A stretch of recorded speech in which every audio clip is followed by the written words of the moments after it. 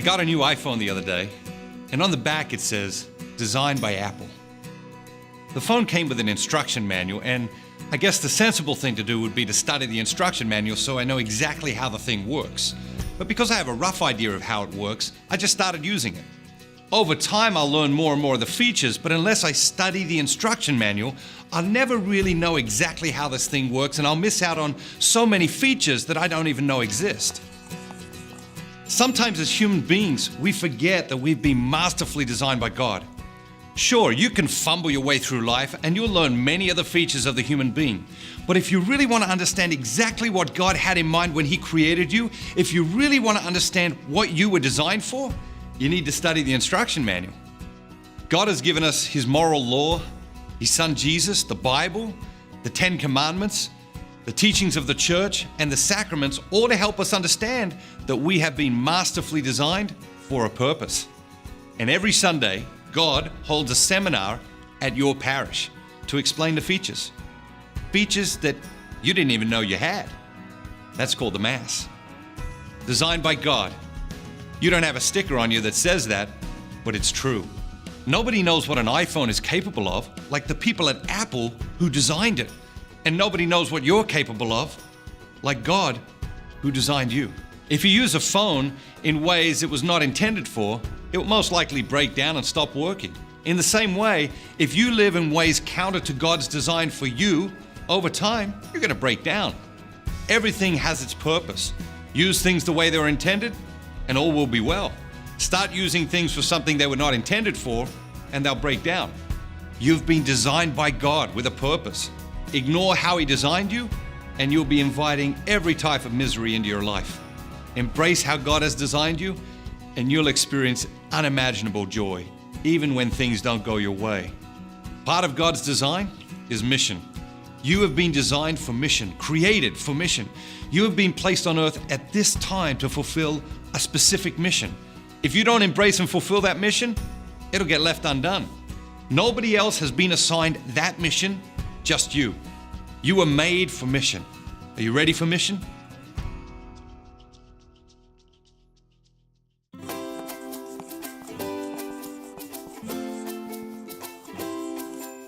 The world is an incredible place in so many ways, but in lots of other ways, the world's a bit of a mess.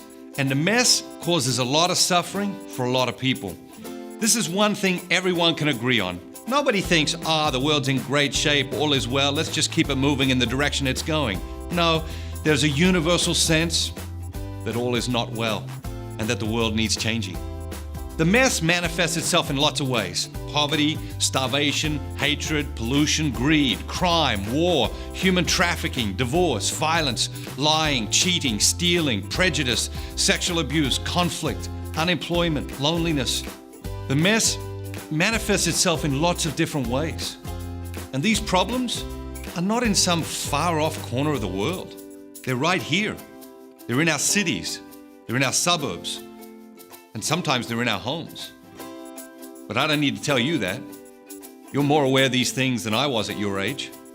And sadly, I think that's because you've had more exposure to them. The world needs changing. The world needs changing. But the real question is, what are you going to do about it? Don't say, I'm too young to do anything about it. Young people are capable of incredible things. And if you hide behind that excuse, you'll end up being one of those people who spend the first half of their life saying, I'm too young for that stuff, and the second half of their life saying, I'm too old for that stuff. Now is the time to start thinking about how you can make a difference in the world. Now is the perfect time to start thinking about your mission in life. The first step is to recognize that most of the mess and most of the suffering in this world is caused by sin. When we reject God's plan and pursue our own selfish agenda, we leave behind us a trail of heartache and suffering. Sin makes us unhappy, and it brings misery to others. We saw this earlier in the program when we explored the Ten Commandments and asked the question, how much suffering would be avoided if everyone just lived in alignment with the Ten Commandments? The first step in living a purposeful life is to align ourselves with God and His plans for us and His plans for the world. The more I'm aligned with God, the less mess, heartache, and suffering I cause other people and myself.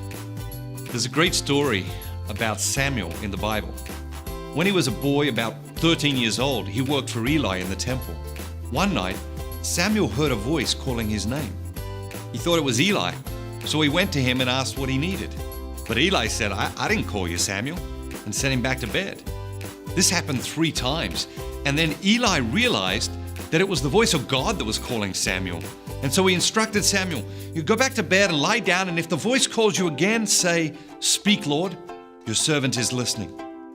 The Lord called Samuel again and told him he was going to do great things through him. Samuel went on to become one of the great prophets, guiding the people of Israel with courage and wisdom. If you listen carefully, I think you'll discover that God is calling you to do something about the mess in the world. How will you respond? Not now, God, I'm busy. Or speak, Lord, your servant is listening. The world is a bit of a mess in many ways, but the beautiful thing is, you and I, we can do something about it. Deep down, you know the world is not as it should be.